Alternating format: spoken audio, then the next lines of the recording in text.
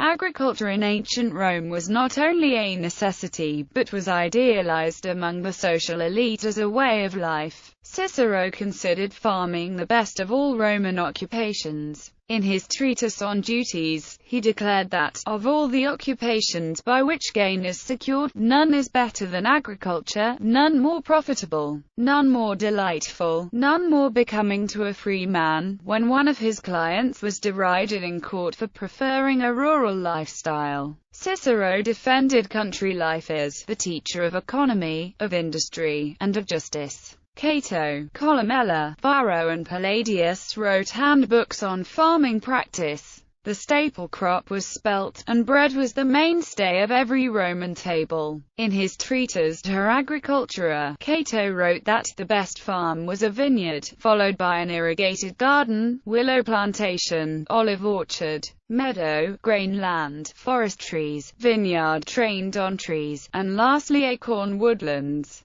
Though Rome relied on resources from its many provinces acquired through conquest and warfare, wealthy Romans developed the land in Italy to produce a variety of crops. The people living in the city of Rome constituted a huge market for the purchase of food produced on Italian farms. Land ownership was a dominant factor in distinguishing the aristocracy from the common person, and the more land a Roman owned, the more important he would be in the city. Soldiers were often rewarded with land from the commander they served. Though farms depended on slave labor, freemen and citizens were hired at farms to oversee the slaves and ensure that the farms ran smoothly. Farming practices. In the 5th century BC, farms in Rome were small and family-owned. The Greeks of this period, however, had started using crop rotation and had large estates. Rome's contact with Carthage, Greece, and the Hellenistic East in the 3rd and 2nd centuries improved Rome's agricultural methods. Roman agriculture reached its height in productivity and efficiency during the late Republic and early Empire. Farm sizes in Rome can be divided into 3 categories.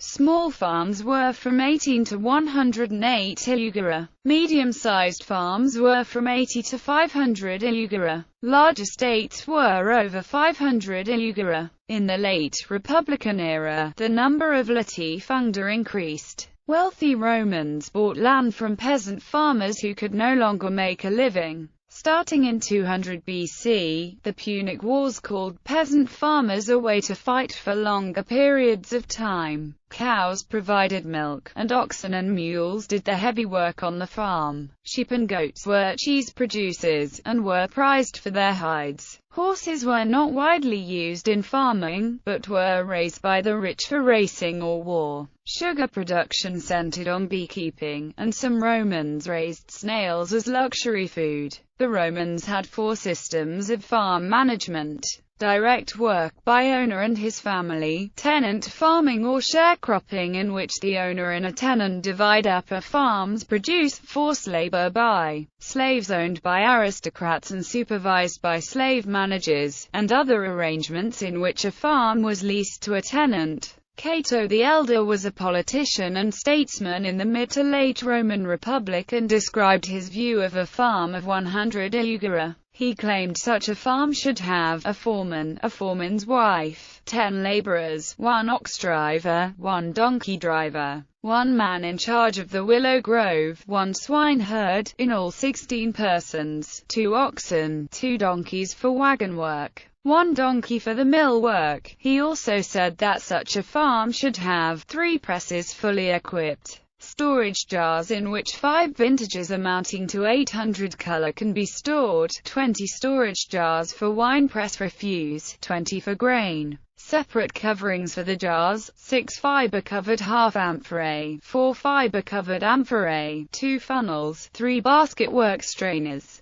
and 3 strainers to dip up the flour, 10 jars for handling the wine juice trade. There was much commerce between the provinces of the empire, and all regions of the empire were largely economically interdependent. Some provinces specialized in the production of grain, others in wine and others in olive oil, depending on the soil type.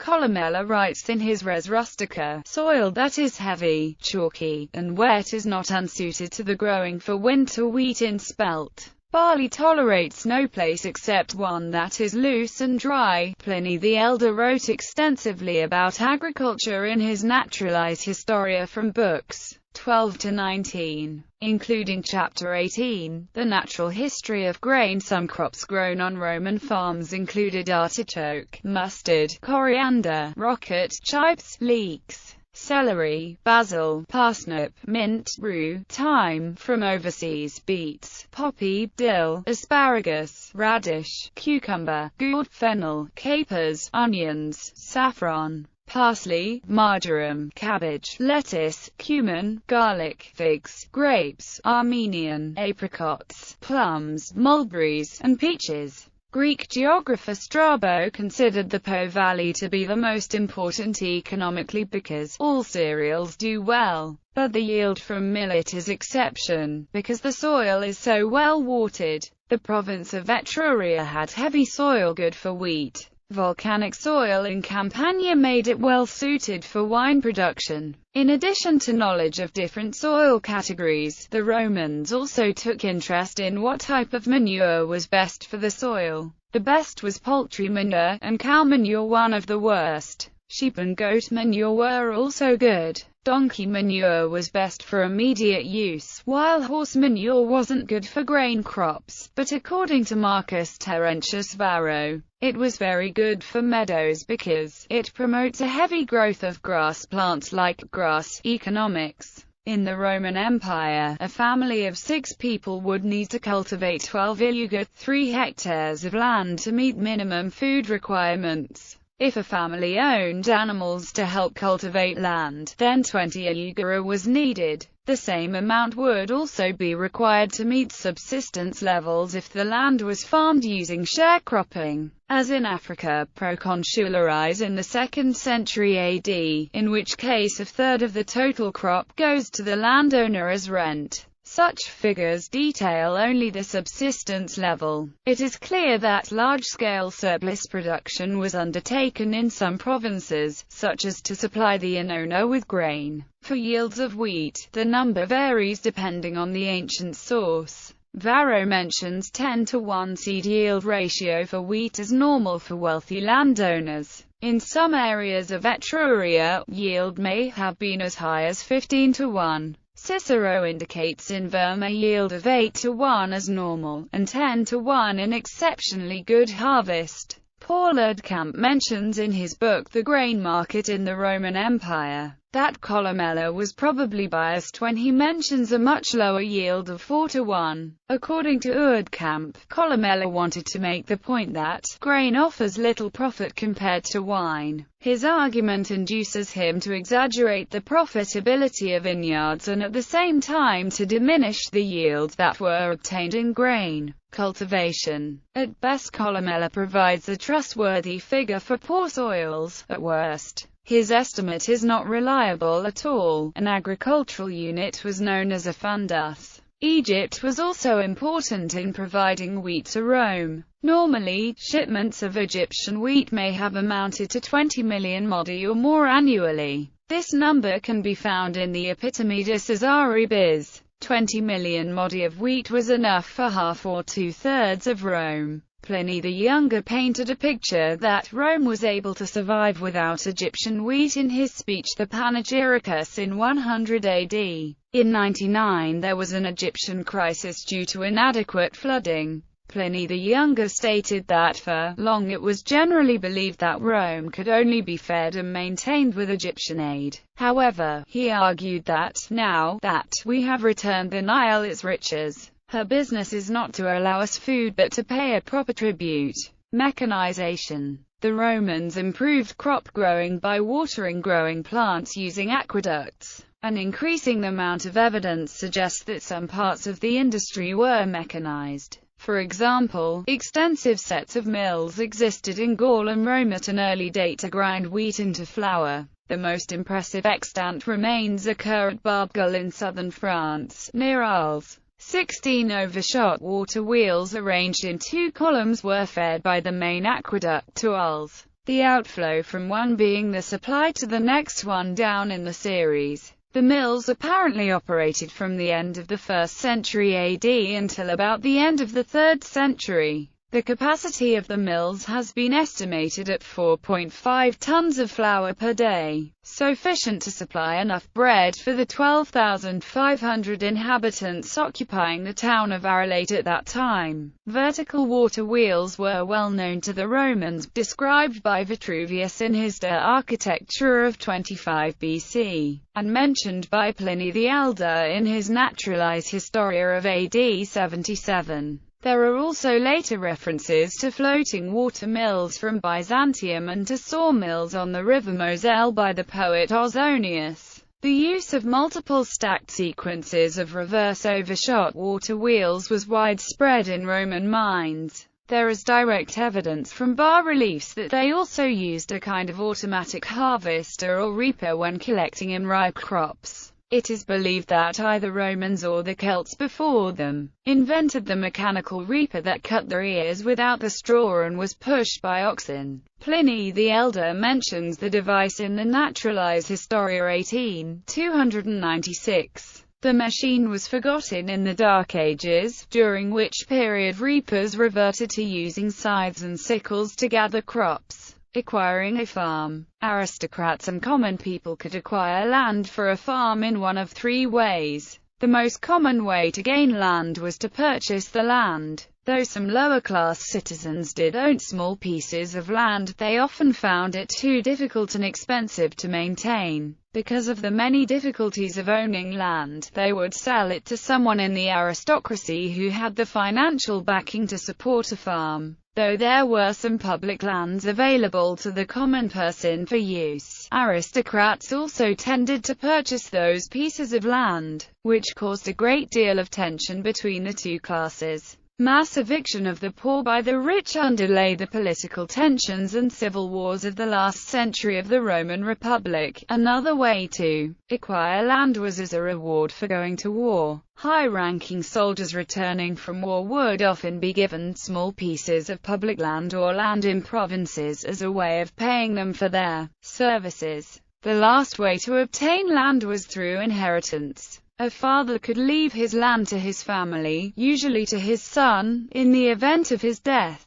Wills were drawn out that specified who would receive the land as a way of ensuring that other citizens did not try to take the land from the family of the deceased. Aristocracy and the land. Though some small farms were owned by lower-class citizens and soldiers, much of the land was controlled by the noble class of Rome. Land ownership was just one of many distinctions that set the aristocracy apart from the lower classes. Aristocracy would reorganize small holdings into larger, more profitable farms in order to compete with other nobles. It was considered a point of pride to own not just the largest piece of land, but also to have land that grew high-quality produce. As Marcus Cato wrote, when they would praise a worthy man, the praise took this form: good husband, good farmer. It is from the farming class that the bravest men and the sturdiest soldiers come. The farms would produce a variety of crops depending on the season, and focused on trying to acquire the best possible farm under the best possible conditions. Cato discusses many of the primary focuses of the farmer, and how to distinguish a great piece of land. He notes that a good farmer must take precious time to examine the land, looking over every detail. Not only did the land need to be perfect for purchase, but the neighbors must maintain their farms as well, because, if the district was good, they should be well kept. Individuals looking to buy a piece of land had to also take into consideration the weather of the area, the condition of the soil, and how close the farm would be to a town or port. Careful planning went into every detail of owning and maintaining a farm in Roman culture. Running a farm in Rome. While the aristocracy owned most of the land in Rome, they often were not present at the farms. With obligations as senators, generals, and soldiers at war, many of the actual landowners spent very little time working on their farms. The farms instead were maintained by slaves and freedmen paid to oversee those slaves. The overseer of the farm had many responsibilities that coincided with maintaining the land. He was responsible for ensuring that the slaves were kept busy and for resolving conflicts between them. An overseer had to be dependable and trustworthy in that the landowner had to know that the person they hired to run the farm was not going to try and steal any of the produce from the farm. Overseers were also responsible for ensuring that both servants and slaves were properly fed and housed, and that they were assigned work fairly and efficiently. They had to ensure that any orders given by the owner of the land were followed diligently, and that everyone on the farm honored the gods completely and respectfully, which Romans believed was necessary to ensure a bountiful harvest. Good inscription evidence of how the system was organized is visible in the Lex Manciana. The majority of the work was done by servants and slaves.